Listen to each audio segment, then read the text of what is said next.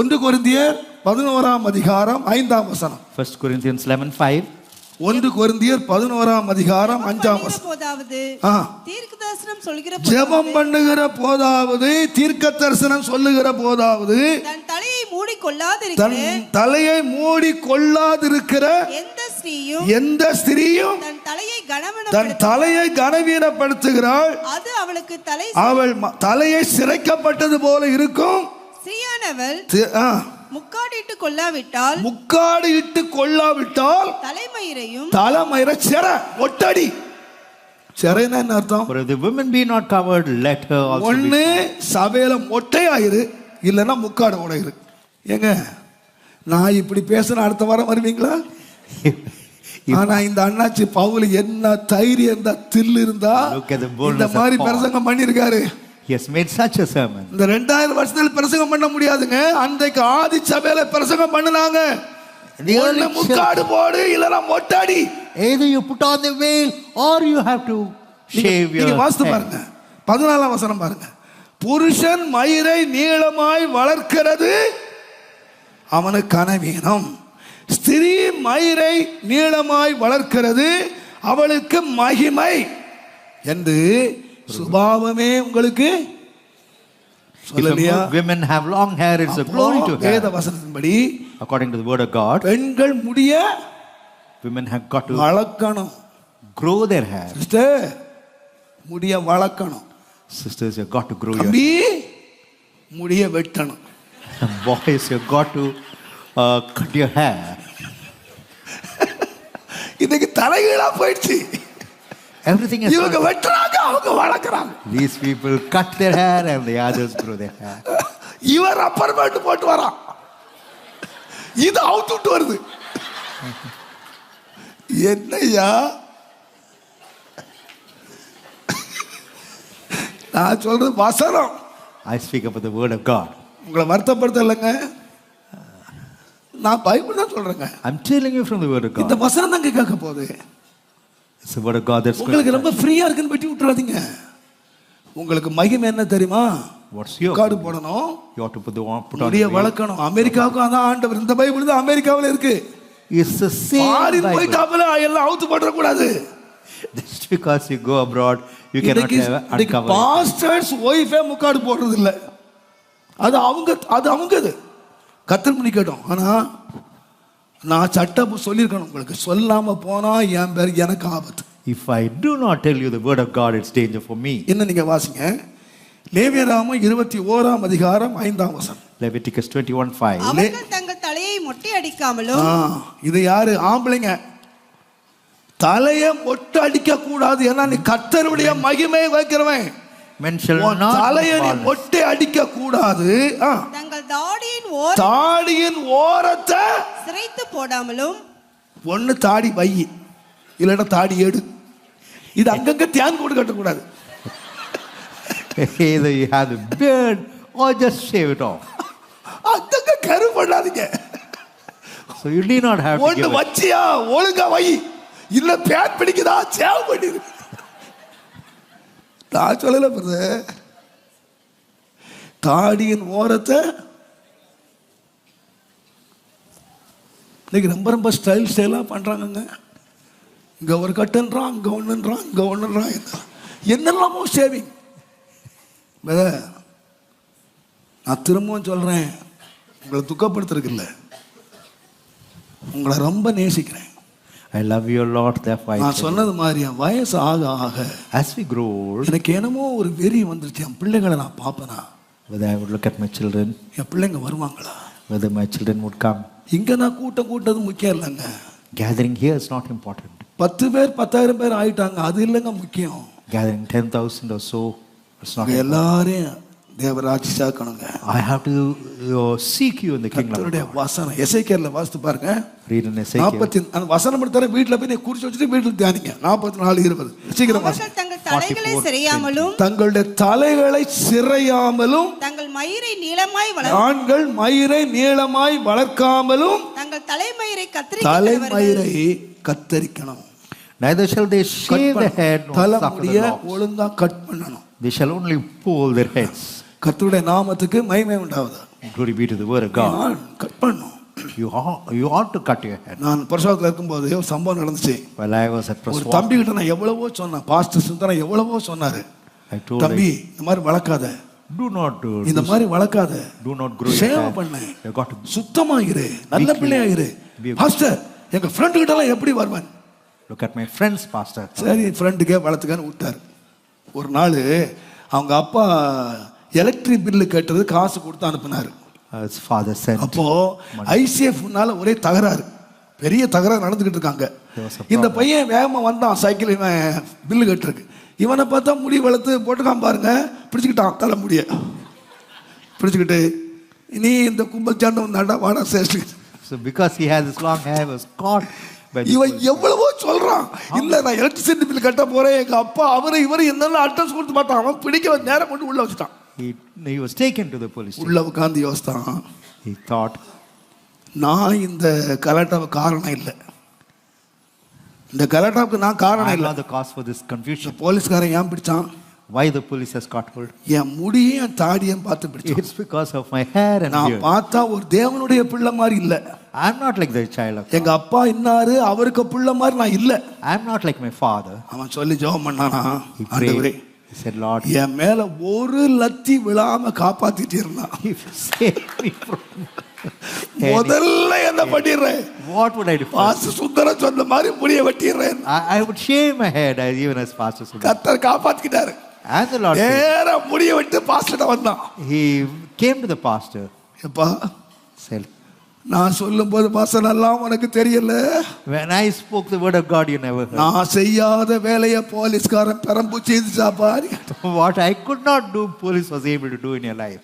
அன்பா சொல்றேன், I tell you lovingly, பரிசுத்தமான போல விடுங்க, or dress even as saints, பரிசுத்த பிள்ளைகளை போல வெட்டுங்க, or be like saints. உங்க ஃப்ரெண்டுகளை போல வாழாதீங்க. Do not live like your friends. Friend உங்களோட வர மாட்டான். The friend would not. நீ கர்த்தருக்கு முன்ன நிக்கணும், ஃப்ரெண்டுக்கு முன்ன இல்ல. You should not stand before the friend. You ought to நான் stand. சொல்லுவேன், பரிசுத்தவான்கள் போல வெட்டுங்க, அவங்கள போல விடுங்க, அவங்கள போல உங்களை அலங்கரிங்க. Dress like the saints. கடைசியா like ஒரு the வசனம் saints. சொல்லி முடிச்சிடுறேன். Lastly, I tell you, ஏசாயா 3ஆம் அதிகாரம் Isaiah 16-17 சீக்கிரம் வாசிங்க. third இன்னும் chapter. கர்த்தர் சொல்கிறதாவது, ஆ. சீயோன் குமார்த்திகள் சீயோன் குமாரத்திகள்னா பெந்தெகோஸ்தே குமாரத்திகள். சீயோன் குமாரத்தினா பெந்தெகோஸ்தேக்காரங்க. சீயோன் குமாரத்திகள் குழந்தையாயிருந்து அகந்தனா Haughty, நிறைய பேருக்கு வேங்க அகந்தனா பெருமை, proud, பெருமையாய் இருந்து கழுத்தை நெரித்து நடந்து அது என்ன நடையும் உங்களுக்கு தான் தெரியும். கழுத்தை நெரிச்சு நடக்கிறாங்களா, கழுத்தை நெரித்து நடந்து கண்களால் மருட்டி பார்த்து கண்களால மருட்டி பாக்குறாங்களா. கண்ணை நேரா பாரு, மருட்டாத.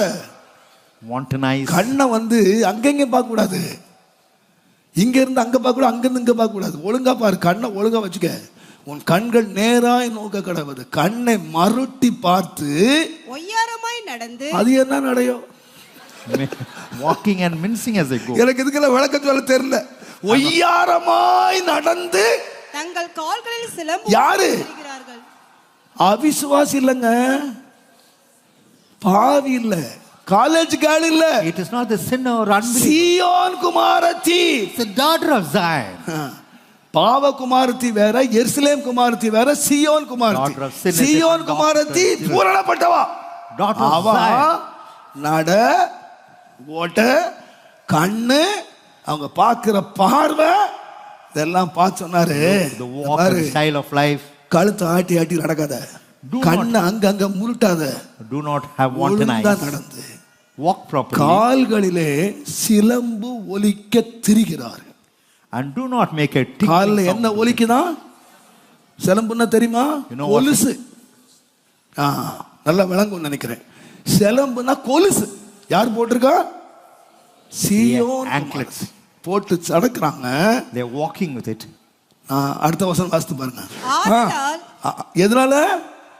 நீங்க சிலம்பு ஒலிக்க திரிகிறீங்க, அதனால ஆண்டவர் சீயோன் குமார்த்திகளின் சீயோன் குமாரத்திகளுடைய உச்சந்தலையை மொட்டையாக்குவார்.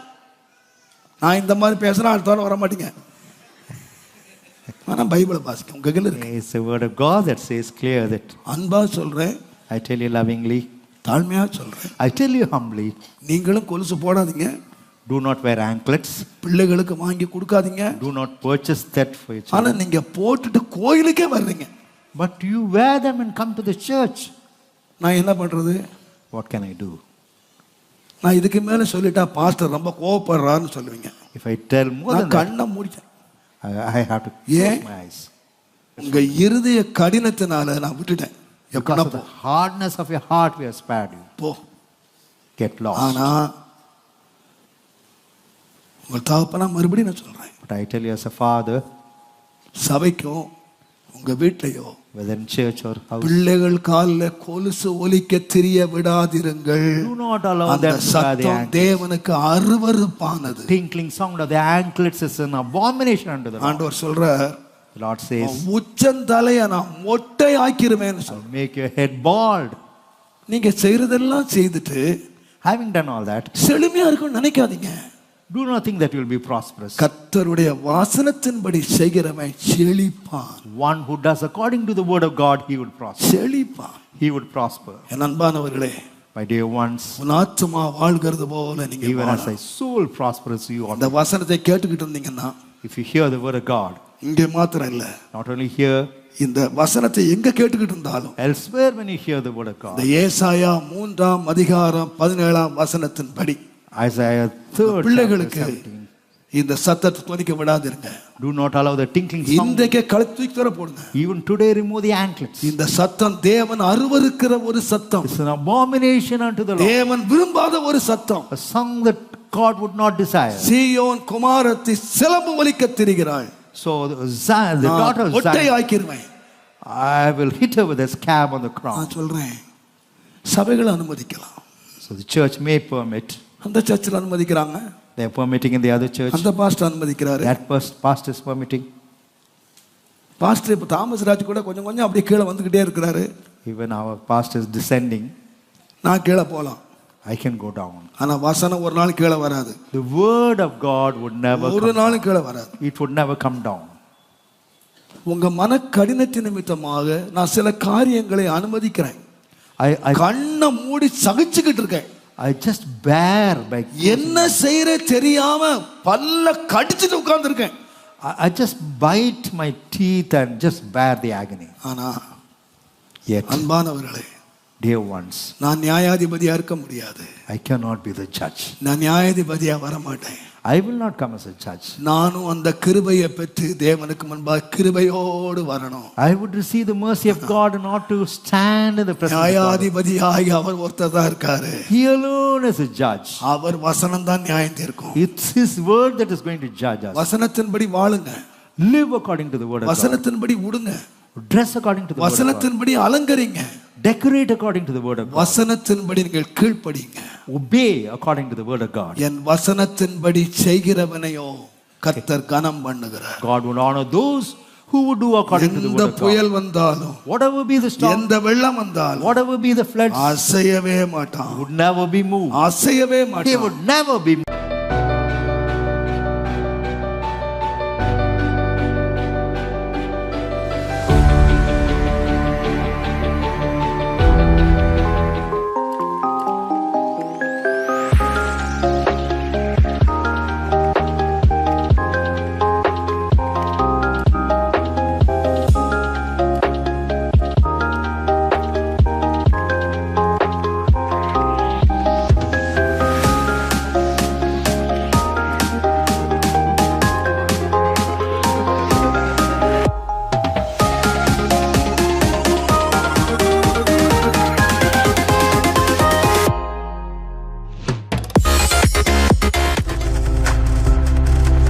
நீங்கள் பார்த்துக் கொண்டிருப்பது உங்கள் ஜாய் டிவி. உங்கள் துக்கம் சந்தோஷமாய் மாறும்.